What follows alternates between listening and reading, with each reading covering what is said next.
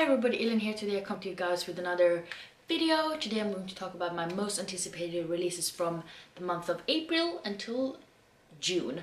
So this year I actually decided to shop up. I decided to shop up the year into, months of 3. So I'm going to be doing a few of these videos the year to come, and I definitely think it's preferable because I have so many books I wanted to put on this list and I have to narrow it down a lot. So yeah, let's talk about the books I want to read this month. I actually have 13 on this list, so couldn't narrow it down more than that. Okay, so first out we have Time of Our Lives by Emma Wibberley and Austin Sigmund Broca. I have actually read a book previously by them. It was Always Never Yours, which I had a little bit mixed opinions on, but I do want to give them another chance because this book does sound really interesting. In this one we meet Fitz, and he's actually going on this sort of college tour where he's going to visit different colleges and decide where he wants to go. But the thing is that his mother has early stage Alzheimer's, so he doesn't actually want to leave for college at all because he just wants to be home and take care of his mother. And then we also have Juniper, who can't wait to leave her home because she has 5 younger siblings and she just wants to have her own space and peace and quiet. And Fitz and Juniper actually ends up meeting up at their college tours, and maybe the plans kind of sort of change along the way. We'll see. This book is supposed to be published on April 21st. And then we have Aurora Burning by Amy Kaufman and Jay Kristoff. This is the second book in the series called Aurora Cycle, I think it's called. I did really enjoy the first book, but I do feel like I have to reread it to be able to remember what the hell happened because it's been a year and I read a shitload of books since. So this is sort of a futuristic book because it takes place in 2380, and the graduating, that's a hard word, graduating cadets of Aurora Academy have to sort of form, the top students will be picking out their own sort of team, and this and the star pupil Taylor Jones actually missed the graduation, which means he's stuck with the bottom people that nobody wanted. So he gets a cocky diplomat with a black belt in sarcasm, a sociopath scientist with a fondness for shooting her bunkmates, a smart-ass tech whiz with the galaxy's biggest ship on his shoulder, an alien warrior with an anger management issue, and a tomboy pilot who's totally not into him, in case you're wondering. And they have to, come together and save the planet. And maybe they're not the most qualified pilots for this mission, but those are pretty much all there is to pick from. So yeah, I'm really looking forward to reading the second book, but as like I said, I do really need to reread the first book. And this book will be out on May 5th. And then the next book is Clap When You Land by Elizabeth Acevedo. This is supposed to be a book written in prose, and in this one we meet Camino Rios, and she lives for when her father is supposed to come visit her during the summer. She actually lives in the Dominican Republic, but this time when she's waiting on him to come, he actually doesn't show up, and later on she finds out that his plane actually crashed on the way there, and that's why he didn't make it. She only finds that out when she arrives at the airport and she sees a bunch of people crying and stuff. And then in New York City we have Ayara Rios, and she is called to the principal's office along with her mother to be told this tragic news and the fact that her father, who happens to be her hero, died in a plane crash. And when he dies, it comes out in the open the fact that their father is actually the same man. They both have the same father, and he's been keeping a lot of secrets from them, and they actually happens to be sisters, and they're just trying to figure out how they're going to deal with that information and stuff like that. But this book will also be published on May 5th. I have a book I think nobody is surprised I'm mentioning this. I feel like it's on a lot of people's most anticipated releases, and if you know me, you know this is definitely should be on my list. But this is The Ballad of Songbirds and Snakes by Suzanne Collins. This is sort of a prequel story in the Hunger Games series, and I don't really know a lot about it. I just know that we're supposed to follow President Snow when he, a really long time ago, when he was young. It's supposed to be the 10th annual Hunger Games, and Snow just wants to win some glory by being a mentor in the games, but I guess shit goes down. I don't know. But yeah, I'm really looking forward to reading this one, and I don't really know what I think about us probably reading from Snow's perspective, because I feel like kind of still want to hate him, but I don't know, if it's done good, maybe I won't mind him being like sort of a black and grey kind of protagonist, but we'll see. This book is supposed to be out on May 19th. And now we have Beach Read by Emily Henry. This is supposed to be, I think, sort of an adult romance rom-com kind of read. We meet two authors that are kind of both struggling with writer's block. They meet on the beach and they sort of start this sort of romance thing, I suppose, and we just get to find out about the different stories they're writing, because they're both renting their own beach house for the next 3 months. So that's pretty much where our story starts, and this one will be out on May 19th as well. And now we have The Enigma Game by Elizabeth Wayne. This is this is supposed to take place in the same sort of universal time period as Codename Verity. So I don't know if there's going to be any crossovers or anything like that, because I haven't actually read the first book in this universe, because I have ordered them but they have not yet arrived, so I will be reading those first for sure. But this one is supposed to take place in the same universe, and this is supposed to be during 1940, so it's the middle of the Second World War. We meet 15-year-old Louisa, and she wants to fight back. She wants to do something to escape the Blitz and the ghosts of her parents, who were killed by enemy action. Also meets McEvan, who is a volunteer driven by the Royal Air Force, and we also meet Jamie, and he is a flight leader for 648 Squadron, and is facing a barrage of unbreakable code and enemy attacks they can't anticipate. Then they also cross paths with a German pilot who lands in their little village under very mysterious circumstances, and Louisa is actually led to an unparalleled discovery, and that is an Enigma machine that translates German code, and Louisa, Ellen and Jamie must work together to unravel this sort of puzzle that comes with it.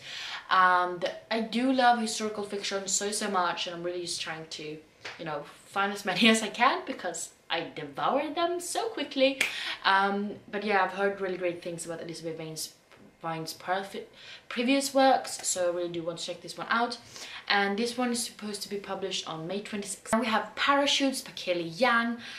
This is a contemporary book, way contemporary book, and this sort of a Gossip Girl inspired read, or so they call it in the Goodreads post. Meet Danny and Claire, and Danny is sort of this privileged girl who's never been in the US before, and she is coming to the US and going to finish high school in California, and she just kind of been dropped off there by her parents. She didn't really expect it, and now she has to live in this house with this American family together with this girl Claire, and they go to the same school, and now they're trying to fight it out sort of who is going to get to, you know, the best grades and everything like that. Danny is determined to earn her way into Yale, so obviously she needs to get very good grades, and Claire is the same. But then Danny's debate coach starts working with her privately, and then this game plan sort of veers unexpectedly, of course. And this book is also supposed to be published on May 26th. And then we have My Calamity Jane, which is supposed to be the third sort of standalone book by Cynthia Hand, Brody Ashton and Jerry Meadows. And this series I think is called The Lady Janies. And this one is supposed to take place in 1876, and this is sort of the America that is bursting with gunslingers, outlaws and Garou. And that's pretty much all I know, and that's pretty much all I want to know. I do love their books together. I think My Lady Jane is still my favorite. Looking forward to reading this one because it's been 2 years in between every single book, and I really want to read it. This one is supposed to be published on June 2nd. And then we have The Challenger by Tara Mathrow. This is the second book in this series called The Contender, I think. In the first one we meet this guy named Cade. He and a bunch of classmates are actually sort of transported into this other dimension world, whatever you want to call it, and they find out that they're supposed to be part of this big game, and they don't really know what the game entails. They just know that they have to survive it, and in this place where they are at, there's a lot of sort of dinosaurs and mystical creatures, and a lot of bad people are trying to kill them, and they sort of had to work together to, you know, fight them all off. Like, this first book definitely ended with a cliffhanger, albeit a small one, but yeah, I feel like book 2 should be really interesting. One is also supposed to be published on June 2nd. Now we have Agnes at the End of the World, by Kelly McWilliams. This is sort of described as The Handmaid's Tale meets Wilder Girls. I didn't love any of those two books, so that might be problematic, but the premise does seem very interesting. We meet Agnes, and she lives in Red Creek.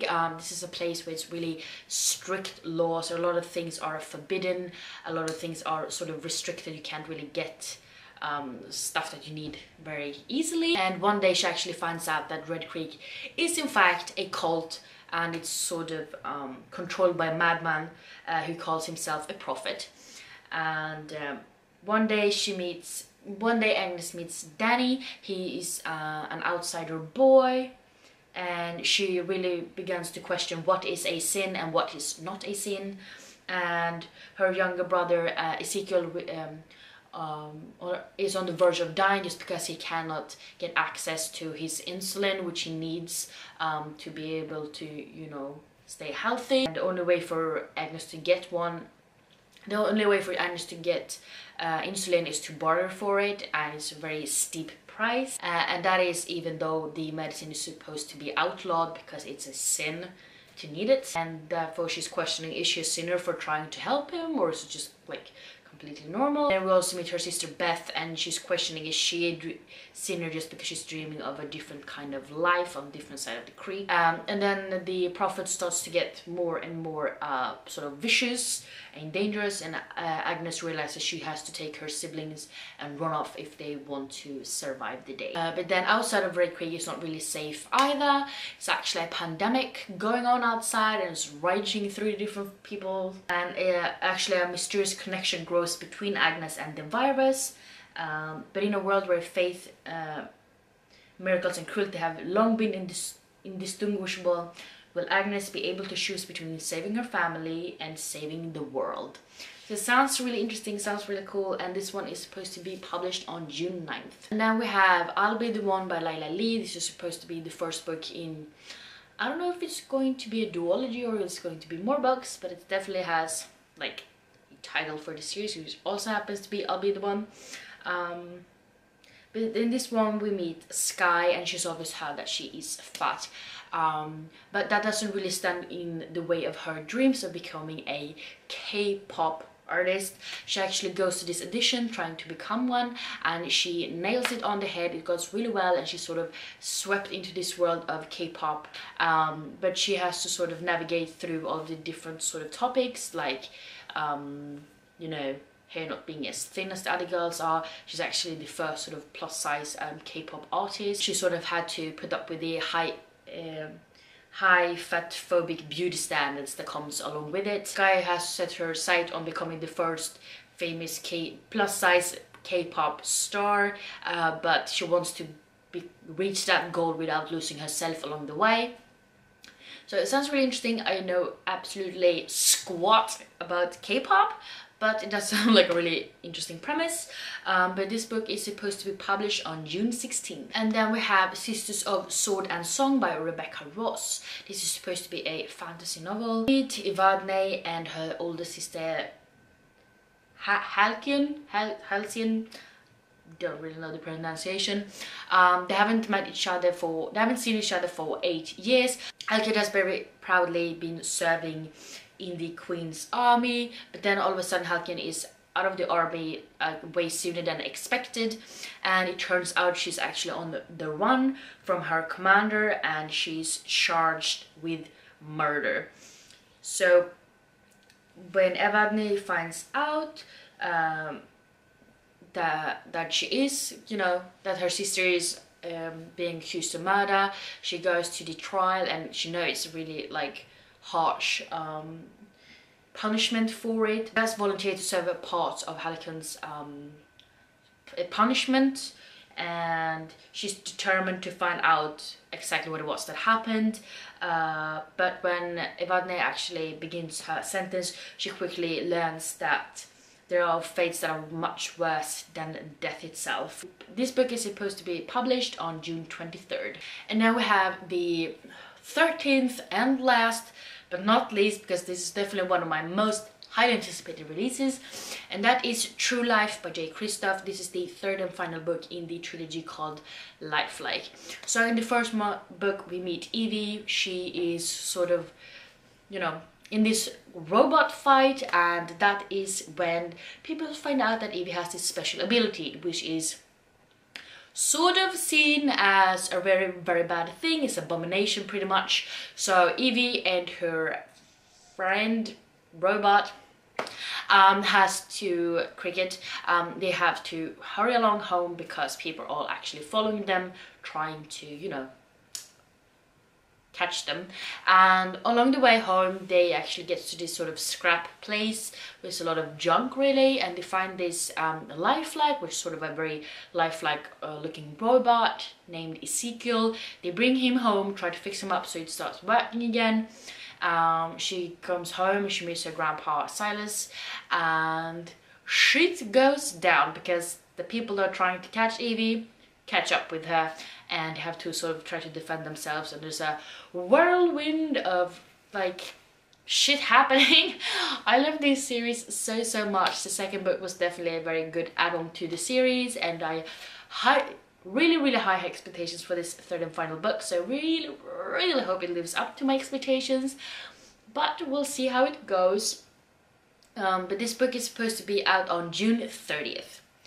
So I really hope you liked this video. I definitely do like to give you guys a little bit of a taste of what books I'm looking forward to.